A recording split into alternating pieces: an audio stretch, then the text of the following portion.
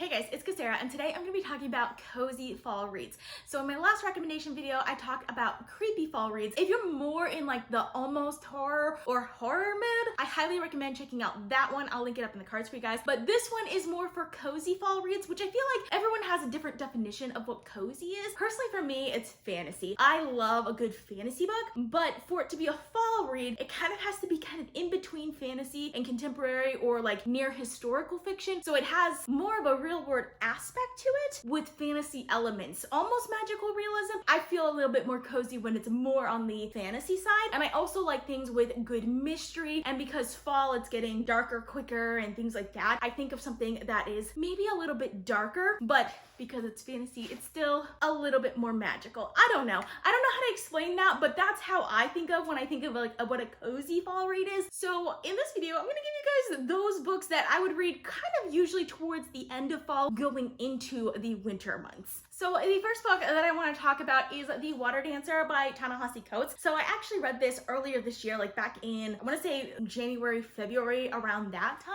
I've talked about this quite a bit on my channel because Ta-Nehisi Coates is now one of my new favorite authors because he has such a beautiful writing style that really shows in this book. This is definitely one of my favorite books of the year. It's a historical fantasy novel set in the antebellum South and heavily features the Underground Railroad, but it's very much a fantasy novel also. When I went into this, I thought this was more magical realism, which it does have kind of those aspects because it does feel like a historical fiction novel, but it does have a specific like almost magic system to it also that plays a role in this as well. So I love that aspect of it, and I feel like the writing and just how beautiful it is just makes me love this book so much. The next one I'd like to talk about, I read around the same time, and that's The 10,000 Doors of January by Alex E. Harrow. So this is also a historical fantasy novel. It's set in the early 1900s. I don't remember if it's the 20s or the 40s. It's one of those two though, and it's following a character named January Scholar who kind of feels out of place in the world that she's in. She's very different from all of the adults in the world that she's living in, and of course there is very much a reason for that. This is a portal fantasy, by the way, so there's these doors that appear, and if you go through the door you'll go into another world. I love the way that ties in with the history of the characters. It also kind of follows two timelines where it's following a couple of characters in the past as well as January in the present time,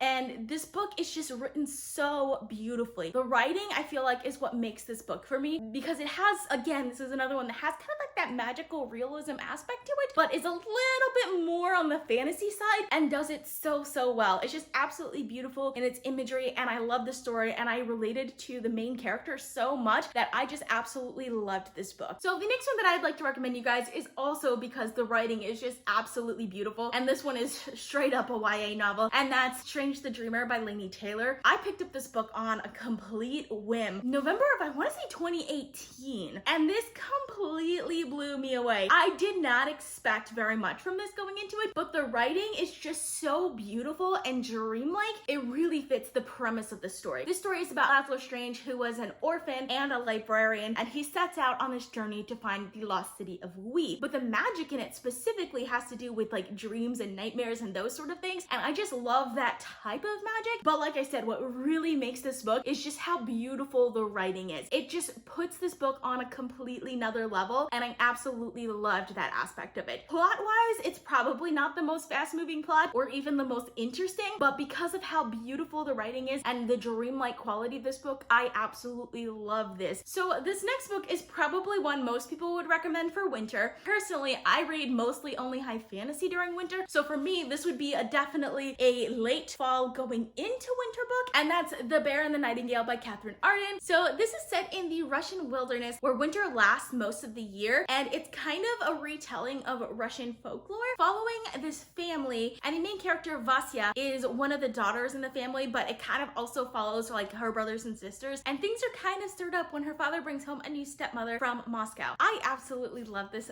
so much. What makes this book for me is all of the magic that is encompassed in this world, just the beautiful writing. Like that's what all of these books are, right? They're beautiful writing, and that's why I I like it. But this one just sets such a beautiful wintry atmosphere. As someone who lives in Florida, like I actually feel like I'm in the middle of winter when I'm reading this book, and I absolutely love that. It also gets really, really dark at times in ways that I didn't expect. There are just images sometimes that when they're depicted, they just like punch out at you, and it's just like, did I just read that? Because it goes from like beautiful wintry setting to kind of a horrific image, and I just loved every second of this entire series. It's a great series. And while the first book is really slow and more character driven, some of the later books do have a little bit more of a plot to it. I absolutely love this series and would highly recommend it. And then the last recommendation I have to you is actually two. It's more of like an author recommendation because I feel like this author just encompasses this vibe for me absolutely perfect. And that's Erin Morgenstern. She's written both The Night Circus and The Starless Sea, which I definitely feel this a lot more with The Night Circus rather than The Starless Sea. This one I feel like has a little bit more broader appeal because this is about a character named Zachary Ezra Rawlings who finds a book that when he opens it and reads it, he finds that it's his own story that's written in that book. So that mystery, I feel like that concept can appeal better to people than the Night Circus concept necessarily will. And I absolutely loved reading this book. I will say one thing, I feel like Erin Morgenstern is definitely one of those authors that is kind of an acquired taste because I almost never feel very much about the characters or the plot first time around, but the writing is just so beautiful. It draws me into the story and I cannot stop reading. That's very much true for The Starless Sea as well as The Night Circus. Now, The Night Circus is by far one of my favorite books of all time, but the first time I read this book, I did not like it. I found it to be incredibly underwhelming. But there was this one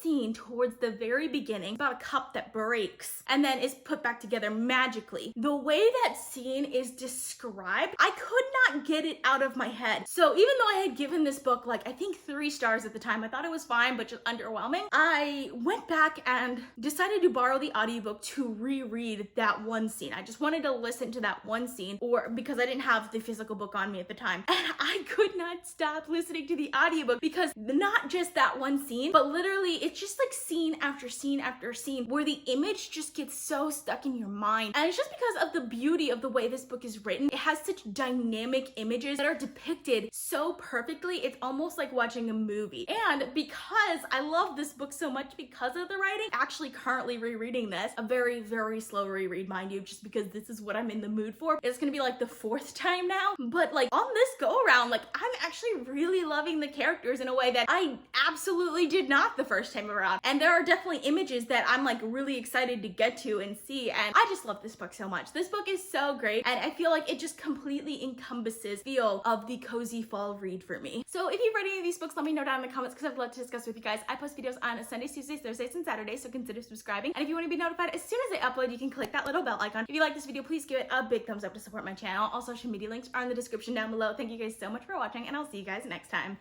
Bye.